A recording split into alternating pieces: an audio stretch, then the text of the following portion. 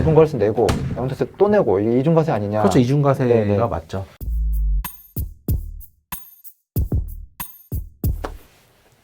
안녕하세요. 세금폭탄 처리반 장민세무사입니다.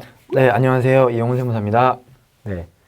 요즘에 주식 투자하시는 분들한테 조금 안 좋은 소식이 들리고 있어요. 그렇죠. 다들 잘 아시겠지만 이제 며칠 전이죠. 네. 6월 25일. 예, 금융세제 선진화 방안이라는 자료가 나왔는데 네. 앞으로 좀 금융상품에 투자하시는 분들 그리고 또 주식 우리 동학개미들처럼 이제 주식 하시는 분들한테는 그렇게 좋지만은 않은 소식이 나왔죠. 네. 근데 네. 제목을 보면 네. 금융투자 활성화 및 음. 과세 합리화를 위한 금융세제 선진화 추진 방향 이렇게 돼 있는데 과세 합리화는 좀 이해하겠는데 저는 개인적으로 금융투자 활성화 이 부분은 과연 활성화가 될련지. 그렇죠. 이게 참 이름은 좀 그렇다하게 해놨는데 네. 이게 실제 효과는 있을지는 모르겠어요. 이 주요 골자가 뭐냐면 이제는 원래 이제 상장 주식 같은 네. 경우에는 국내 상장 주식은 이 대주주한테만 이제 그 요건이 이제 정해져야지만 과세를 했잖아요. 그렇죠. 일반적으로 저희 같은 개미들은 과세가 안 됐죠.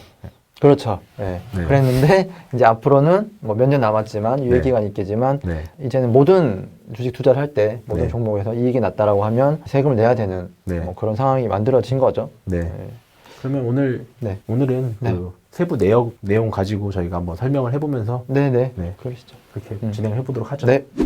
네. 주요 골자를 보면 네. 크게 세 가지로 구분이 되는데 첫 번째 금융투자 소득이라는 걸 도입을 할 거고 그리고 집합투자기구 과세체계 합리화. 네. 집합투자기구는 펀드를 말하는 거죠. 네. 그리고 증권거래세를 조정하겠다고 해요. 그렇죠. 네. 그럼 첫 번째 네. 금융투자 소득부터 좀 살펴보도록 하죠. 네.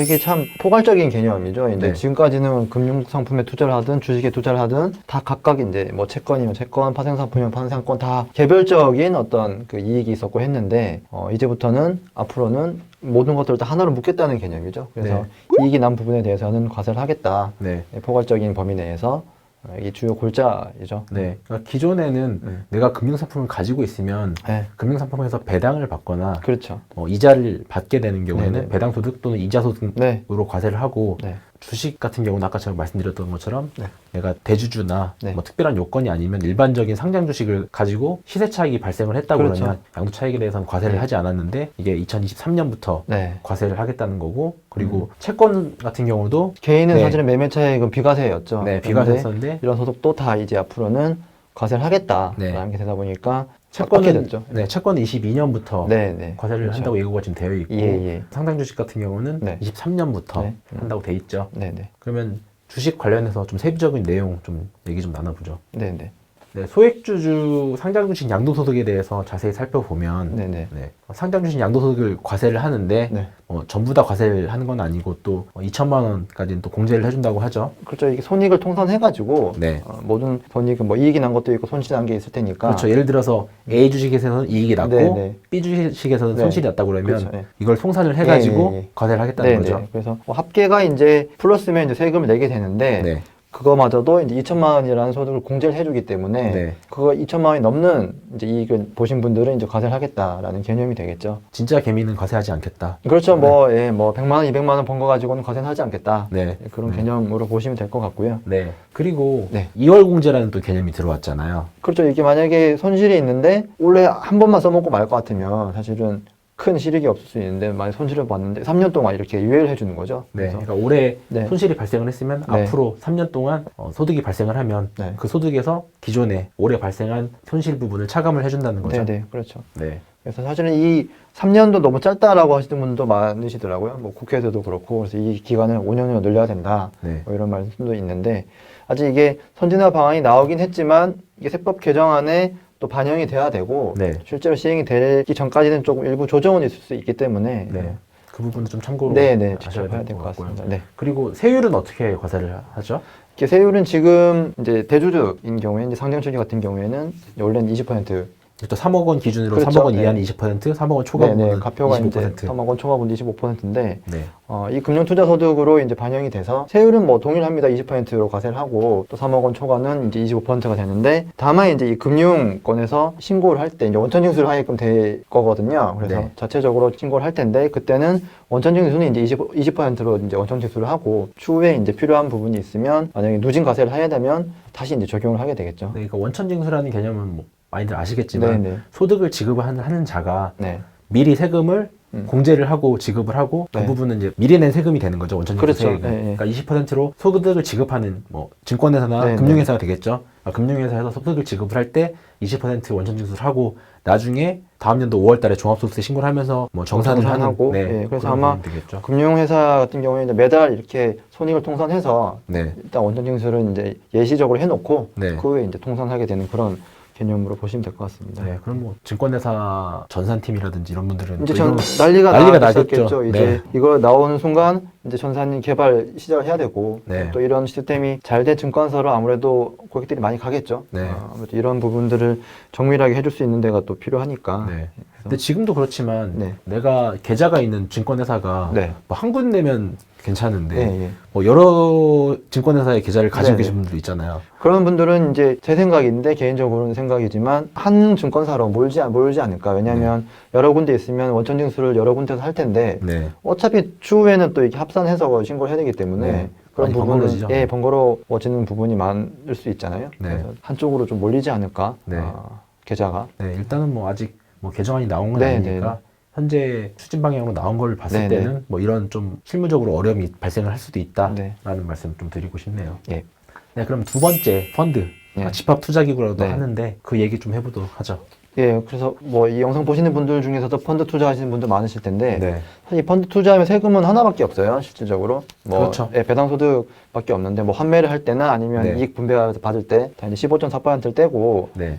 이제 세금 그 나머지 이제 자금을 받게 되는데 앞으로는 이 방안이 나오면서는 이 15.4%가 아니라 펀드 내에서 만약에 상장 주식을 또 사고 판다라고 하면 네. 거기까지 이제 과세를 하겠다는 말이잖아요. 네. 지금은 네. 펀드를 가지고 있으면 펀드에서 나오는 내 투자 수익은 무조건 15.4%로 과세를 했는데 그렇죠. 예. 앞으로는 네. 그 펀드 안에 투자 유형에 따라서 네. 과세 방법도 달라진다는 그렇죠. 얘기죠. 그래서 펀드 안에 주식이 있는데 그 주식에서 배당을 통해서 내가 소득을 받으면 그럼 배당소득으로 배당소득이고. 과세를 하고 예. 만약에 그 펀드 안에 있는 주식을 매매해서 예. 발생하는 양도 차익 때문에 네. 내가 소득을 얻는다. 그렇죠. 그러면 그거는 금융투자소득으로 네, 금융투자소득으로 아까 제가 말씀드렸던 네. 20%, 25%로 네. 과세를 하게 된다는 말이죠. 네, 근데 앞에서 이제 우리 금융투자소득 얘기하면서 네, 네. 주식 얘기할 때 우리가 기본공제 2천만 원 얘기를 했었잖아요. 그렇죠. 네. 예. 이 펀드도 적용이 되는 부분인가요? 펀드는 적용이 되지 않고요. 네. 그렇기 때문에 지금 문제가 되고 있는 거는 펀드 내에서 주식을 담을 수 있잖아요. 그렇죠. 개인적으로 또 투자를 할 수 있잖아요, 주식을. 네. 근데 이렇게 되면 같은 이제 주식에 투자를 하더라도 네.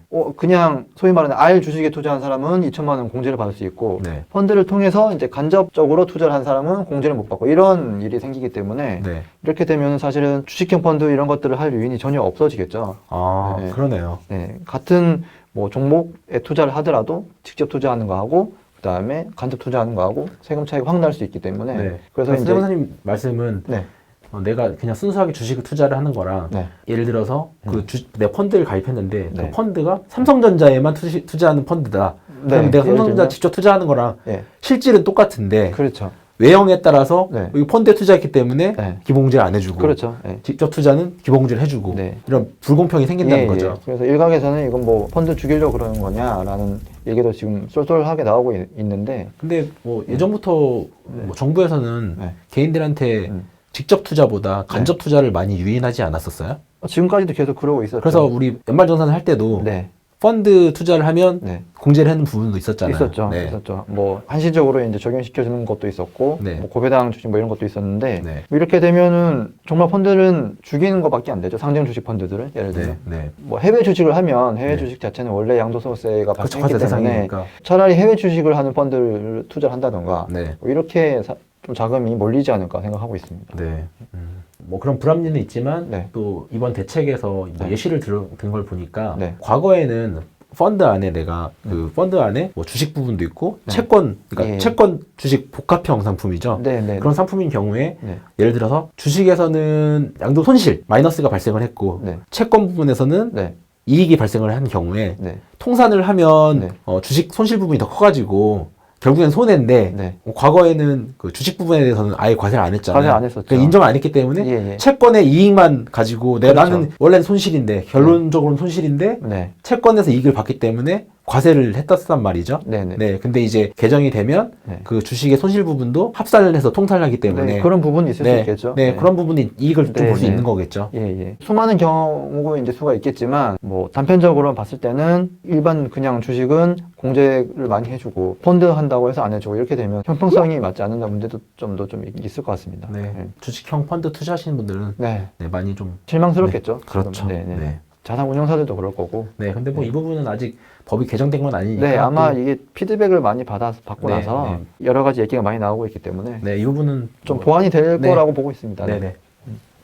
뭐 지금까지는 계속 좀 안 좋은 얘기만 했는데 그나마 좀 좋은 얘기 마지막으로 좀 해보죠. 뭐 사실 좋은지는 모르긴 하겠는데 네. 이게 이제 양도소득세를 과세를 한다고 하잖아요. 네, 전 국민들에 대해서. 네, 자, 그러면 또 이제 조세 저항이 있을 수 있으니까 네, 이게 증세만 하려는 게 절대 아니다. 이 증권거래소 낮춰준다라고 말을 하고 있어요. 네. 그래서 지금은 이제 주식에 투자하신 분들은 다 파실 때 이제 원천징수 당하죠. 증권거래세를 당해서. 그렇죠. 지금 유리 0.25%. 네. 그래서 코스피, 코스닥 다 0.25% 떼는데 네, 아무튼 그래서 이 부분을 조금씩 낮춰주겠다는 거잖아요. 네, 그래서 2022년에는 지금 0.25%를 0.23% 네, 0.02%를 줄여주는 거고, 네, 네. 하고 이제 2023년에는 0.15%를 과세하겠다는 거죠. 네, 0.08% 추가로 줄여주는 거죠. 예, 줄여서 그래서 네, 전국적으로는 뭐 단계적으로 증권거래세를 낮춰줄 거다. 네. 거래세를 낮춰주는 거니까 양도세가 물론 더 많이 이제 과세가 되겠지만 그런 것만 아니다라고 말하고 있는데 네. 또 일각에서는 아니 거래를 한 번 하는데 증권거래세 내고 양도세 또 내고 이게 이중과세 아니냐. 그렇죠. 이중과세가 네, 네. 맞죠. 어떤 행위에 대해서 과세가 두 개가 이제 동시에 일어나는 거기 때문에 네, 이중과세로 보시는 분들도 많고 또 실제로 그렇게 느끼잖아요. 네, 네, 그래서 또 뭐 정부에서는 이건 이중과세가 절대 아니다라고 뭐 말을 하고 있지만 네, 어찌됐든지 간에 이렇게 전면적으로 과세가 되기로 한 이상 어떻게 결론이 날지는 모르겠지만 이중과세라는 문제점은 피할 수는 없을 것 같아요. 네. 음. 그러면 세무사님 오늘 네. 얘기했던 거 네. 깔끔하게 한번 마무리하고 영상 마무리하는 걸로 하죠. 네. 그래서 몇 주 전에 이제 발표되었던 금융세제 선진화 방안 네. 주요 골자가 한 세 가지 정도가 네. 있을 수 있는데 네. 첫 번째는 이 금융투자소득이라는 새로운 개념이 이제 도입된다는 거잖아요. 네. 그 중에서도 우리가 이제 제일 주목해야 될 점은 이제 상장 주식에 대해서는 네. 뭐 예외 없이 다 이제 양도소득세 과세가 될 거라는 점 네. 제일 중요한 개념으로 보시면 될 것 같고요. 네. 그리고 펀드. 펀드. 네. 네. 펀드 과세에 관련해 가지고 네. 펀드도 통산을 한다. 그렇죠. 손익을 통산을 해서 통산하고 과세를 하고 그렇죠. 그리고 펀드 안에 음. 뭐 주식이나 채권 음. 예전에는 주식 부분은 비과세였기 때문에 네, 네. 주식 관련된 소득은 과세를 안 했지만 주식도 과세를 하고 그리고 손익을 통산한다. 네, 통산을 하고 네. 그 안에 주식도 뭐 배당 소득인지 주식의 양도 차익인 거에 따라서 네. 그에 맞춰서 과세를 하게 그렇죠. 된다. 세율이 달리 적용될 수 있다라고 네. 보시면 될 것 같고. 네, 근데 여기서 주의할 게 주식 같은 경우는 네. 2천만 원까지는 기본공제가 들어가는데 펀드로 발생하는 주식에 대한 소득은 2천만 원 그렇죠. 네, 오케이, 없죠. 기본공제가 없어서 예, 예. 불합리가 발생을 한다. 네, 네. 뭐 물론 개선이 될 수 있지만 네. 나온 사항으로는 그렇고 또 마지막으로는 이제 증권거래세 자체를 점점 더 이제 줄이려고 하고 있고 없앤다는 얘기도 있었는데 이제 그렇진 않은 것 같고요. 그래서 단계적으로 네. 증권거래세는 낮출 예정이다. 네, 현재 0.25%에서 네. 2023년까지 0.15%로 그렇죠. 예. 상장 주식 같은 경우는 네, 네. 네, 낮춰준다. 네. 근데 다만 좀 이중과세 문제가 있기 때문에 조세 저항은 발생할 수 있다. 그렇죠. 네, 이렇게 생각하시면 될 것 네. 같습니다. 네, 오늘 영상은 이걸로 마무리하시고 그렇죠. 네, 네. 오늘 영상이 도움이 되셨다면 네. 구독, 좋아요, 알림 설정 부탁드리겠습니다. 부탁드리겠습니다. 네, 감사합니다. 감사합니다.